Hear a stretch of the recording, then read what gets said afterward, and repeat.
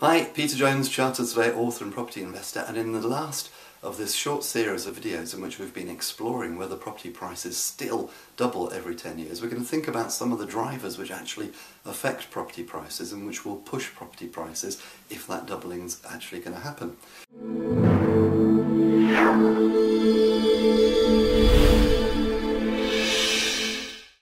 So what are the things which actually drive property prices and values? Well, one thing which you hear talked about a lot is population. And it's true, the population of the UK has been increasing. I'm not sure what's going to happen with Brexit, but to all intents and purposes, we're looking at the population of the UK being 70 million people, up from about 65 million people over the next 10 years or so. Is that going to push property prices? Well, on the one hand, you'll hear many people who will say that it will. I actually think that's a very simplistic view, because a lot of it is going to depend on how we decide to live. Now, I know this is a very general and extreme view, but if you think back 5 generations or longer, whole family groups would live in one house. So maybe 15 people would share a house, and that was quite acceptable, and everybody did it. But there is a desire now to spread out, which is why we have flats and studios which accommodate one person, or couples, or small families, and we're not all living together, as in many cases anyway. The majority of us are not living sort of 15 to a house, and that's probably quite a good thing, isn't it? But the point I'm making is this: it's not the population itself which is going to be the driver. It's not even the demand. Even if you had 15 people all living in a house together and they wanted to spread out, could they? Well, they only could, and it would only drive property prices if they could afford to buy their own property. So here's the second thing. It's not just about population growth, it's about population growth coupled with the finance being available for the extra members of the population to be able to buy their own property. Because if they haven't got the finance available, and usually that's going to come from bank lending, then they're not going to be able to buy their own property anyway, in which case it doesn't matter how much demand there is, they can't buy a property. And in fact, demand is the wrong word. Maybe there's a desire, but demand itself, demand is desire plus finance, if that makes sense. That's how I see it anyway. So we could say, right, if the demand's there, desire plus finance, then property prices will increase. But that's very simplistic as well, because that's only 2 drivers of the property market. What about salaries, for example? Because as salaries increase, it means that people who want to buy a property can afford a more expensive property, in theory, or it means people who are already in a property and who want to move up the ladder can afford a more expensive property further up the ladder. So salaries are very important, and if you look at what's been happening since the credit crunch, salaries have been pretty stagnant, haven't they? The Bank of England have been very worried about the fact that salaries and wage growth has been lagging behind inflation. So here's another one. What about the effects of inflation? Because when inflation increases, then in theory salaries increase, because if the cost of bread is higher, then people want to be paid more so they can buy their bread. Keeping it very simple. That hasn't been happening, as I say. Salaries and wages have been lagging inflation. So there's 2 more drivers potentially which work together. But there's one driver of property values which nobody ever really seems to mention, and I think this is fundamentally important. Now, in this short video, I can't get into all the technicalities. There's an awful lot of maths involved in this, but I'm going to give you a very brief outline of this, because it's very important to understanding how property prices actually work. The one driver of property values which nobody ever really talks about is rents. Because, believe it or not, rents implicitly are a driver of property values. Now, you won't ever, or very rarely, hear a property valuer going around valuing a property for mortgage purposes thinking about what the rental value is going to be, unless it's a buy-to-let. But if it's a normal residential property, they're just going to do a comparison with other properties which were sold nearby, and that's how they're going to come up with their figure. But within the valuation itself, even if it's not a conscious thing, this is really sort of hard to explain because it's a bit ethereal and a bit out there, but it's implicit that there's an account taken of the rental market and what rents are doing in this country. Because think of it this way: if rents were to double over the next 10 years, what would happen to property prices?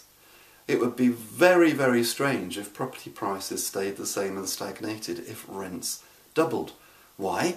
Because ultimately what's going to happen, the market's going to find its own level. Investors, for example, who are buying properties are going to say to themselves, well, you know, if the rents have doubled, I can actually afford to pay more in order to acquire that income.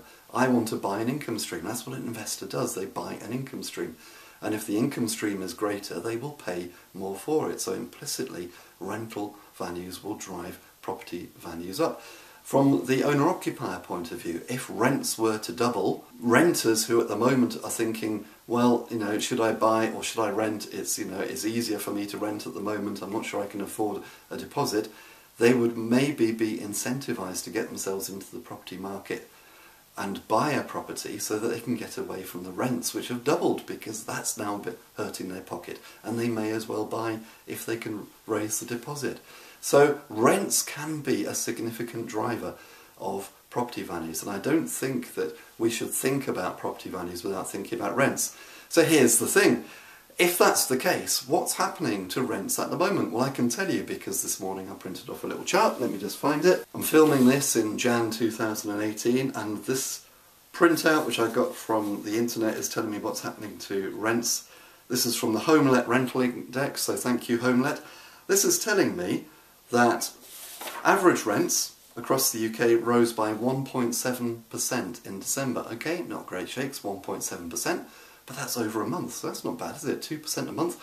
What did we say that the house price increase needs to be in order to double every 10 years? 8%? Well, if rents are increasing 2% a month, that's pretty healthy, isn't it? That's probably going to push property values. Let's think about this though, because again, this is an average across the whole UK. So specifically, year on year, December 2016 to December 2017, rents in the East Midlands went up 4.6%. Not bad, not bad at all. Now, what would happen if rents in the East Midlands went up by 4.6% again this year? Well, that means that effectively, over the last couple of years, they'd have gone up 10%. I find it hard to accept that if rents went up 10% over a 2-year period, that during that time that property values wouldn't go up at least pro rata. Why? Because of the reasons that we've talked about, particularly because investors will look at the yield will be going up, the yield will be going up maybe from 8% on the property up to 10 or 12%, become so attractive that investors will come in and bid a higher price, and it will get bid back down to whatever the market level is for that type of property. Also, renters will decide to buy rather than renting, because it will be less cost effective to keep renting while rents are going up. So 4.6% is quite a healthy rise in rents, I'd suggest, and it's going to push property prices. And in fact, looking at the table which HomeLet have produced, in the southwest, rents went up over that yearly period by 3.3%. In the northeast, 3.2%. Don't write off the north. Northern Ireland, 3.2%. Northern Ireland's been in the doldrums in terms of property values. Maybe that's a sign that it could come back. The northwest, plus 2.4%. And averaging around sort of about 2% for the rest of the UK, apart from, yes, Greater London at 1%, and the southeast, minus 1%. Well, that isn't altogether surprising, is it? Because what have we seen in London and the southeast recently? We've seen property prices stagnate and fall a little. And there's another indication that that trend is probably going to continue, because rents are beginning to fall there as well. Rents in the rest of the country, though, look quite healthy. So again, if we're trying to work out what's going to happen in the property market as a whole in the UK over the next 12 months, maybe looking at rental values is going to give us a bit of a clue. Now, obviously, that's just a snapshot. That's one set of figures from December, albeit it shows what happened in the year up to December. Before we can really know what the trend is, we probably need to look at a lot more data, and we want to see what's going to happen over the next few months. But if rents in the Midlands and in the North continue to press on like that, then the chances are we're going to see prices in the Midlands and the North recover, and will keep recovering or keep going up. Now, even if they go through a short-term dip, the reality is, if the rents have gone up that much, then again, because those yields and the returns are going to be so much higher, at some point the market will find its own level and prices will increase. So don't just look at things like population. It's a very complicated picture. There's population, there's inflation, there's salaries. We could think about the effect of inflation and salaries on rents, by the way. And then there's rents themselves, and all these things are very interrelated. It's a bit like a big plate of spaghetti with all these different drivers of property values all intermingled, and it's hard to separate them all out. There is not one overall driver, I would suggest, for the property market, other than probably finance, which is probably the most important, because without finance, nobody's buying anything. Other than that, though, everything's going to have an impact, and rents could well be a good indicator of where we're going. Anyway, I hope you found this short series of videos interesting. Until next time, here's to successful property investing.